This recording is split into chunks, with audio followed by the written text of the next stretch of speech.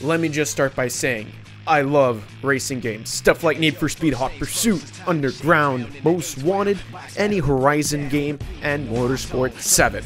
Alright, time to go ahead and play some single player. Oh, what the But let me say this, I've always wanted that crossover experience, being able to fly planes, drive boats, and drive cars in a single game. So when I learned that Ivory Towers was doing this in The Crew 2, I was both exhilarated and terrified. My issue here is with The Crew 1.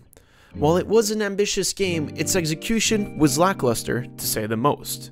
My question is, does The Crew 2 fall for this same trap? Or does it stand on its own 2 feet? And the answer to that is, maybe-ish, sort of? To find out, here's my review on The Crew 2.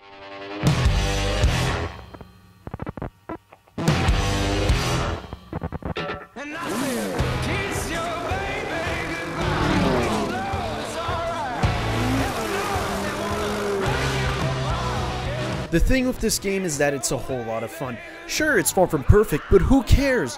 Not only does it bring such a refreshing take on open world racing, it still manages to improve on the things that its predecessor got wrong. But, there are too many small things that this game completely messes up. Whether it be a lack of polish, or a choice in game design, everywhere I look there's always something that I think could use fixing. So let's take a little bit of time to list all of these issues.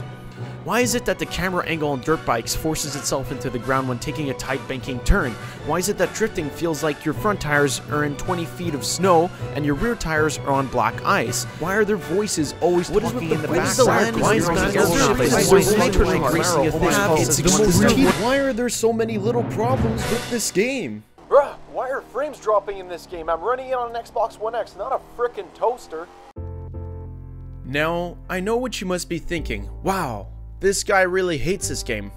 Well, not really. I haven't told you what I really like about the game yet. So let's just start with that. The soundtrack is really well put together, featuring all different kinds of music for all the different kinds of stations that there are, and I enjoyed most of it, if not all of it. Of course, there are the few songs that I didn't like, but I feel like it can appeal to a lot of people. Combine this with the size, the scale, and the beauty of the map that you have in The Crew 2, and these two come to complement each other extremely well. There are times when certain music will come on at the perfect time, whether you be in a race or just free roaming throughout the country. I find the multiplayer extremely intuitive, although it can be very difficult to get into crews with friends at times. The single player itself is filled with highs and lows. The majority of the lows can be attributed to certain races, mainly hypercar races and boat touring races, which are both extremely tedious and boring.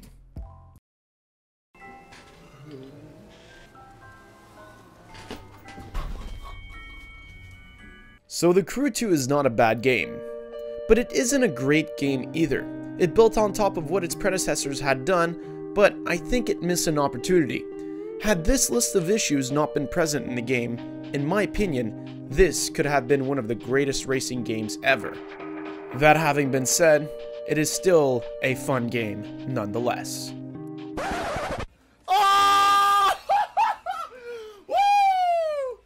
7 out of 10.